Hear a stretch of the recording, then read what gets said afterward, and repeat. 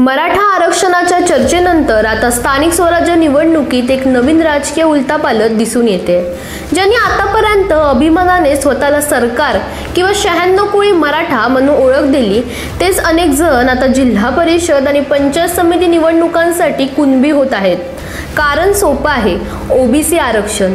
कोल्हापूर जिल्हा परिषदेतील 68 गटांपैकी 18 गट ओबीसींसाठी राखीव आहेत आणि याच गटांवरून आता मराठा समाजातील अनेक इच्छुक स्पर्धेत उतरण्याची तयारी करत आहेत। मनोज जरांगे पाटील यांच्या आंदोलनानंतर सरकारने महसूल नोंदी असलेल्यांना कुणबी दाखले देण्याचे आदेश दिले।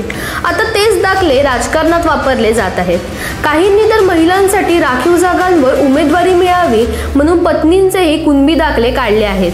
पण प्रश्न असा, सामान्य मराठ्याला दाखला मिळायला दिवसेंदिवस दप्तरशाहीचा सामना करावा लागतो आणि हे राजकीय चेहरे मात्र सहजपणे दाखले मिळवतात। निवडणुकीत खरा ओबीसी उमेदवार लढणार की नव्याने जन्माला आलेला कुणबी उमेदवार, हे पाहणं आता सगळ्यांचं लक्ष वेधून घेणार आहे।